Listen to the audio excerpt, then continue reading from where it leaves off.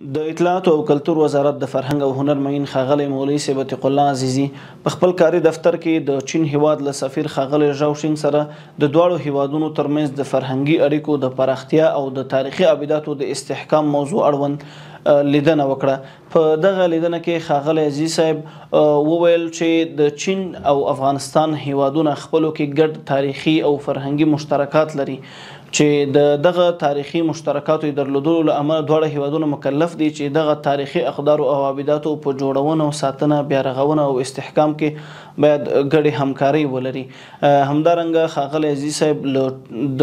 یادونه وکړه چې د اسلامي امارت له راتګ څخه وروسته د تاریخي آثارو د قاچاق د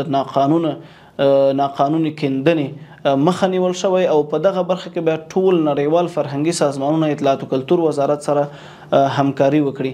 همدارنګه ښاغلی صاحب زیاته کړه چې د مس عینک په منطقه کې د افغانستان د خلکو اقتصادي زیرمه او تاریخي شتمنۍ شتون لري چې په دغه برخه کې لله الحمد داسې یو طرحه آماده سوه دواړو اړخونو په ګډ همغږي سره چې هم تاریخي شتمنۍ ساتل کېږي او هم دغه اقتصادي زیرمه استخراج برخه کې عملاً کارونه پیل کېږي. ښاغلی ژاو شینګ په دغه لیدنه کې یادونه وکړه چې د دغه ګډو کلتوري مشترکاتو لرلو له امله چین هیواد ځان همکاري ته مکلف بولي او د ښاغلی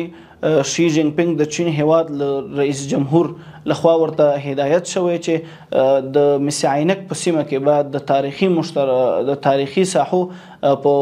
ساتنه کې خاصه پاملرنه وشي. او همدارنګه ښاغلی ژاو شینګ زیاته کړه چې د مس عینک د کان د استخراج پروسه د ام سی سی شرکت او د کانونو پټرولیم وزارت د پلان له مخې د راتلونکي کال په لومړیو میاشتو کې عملاً پیل کیږي.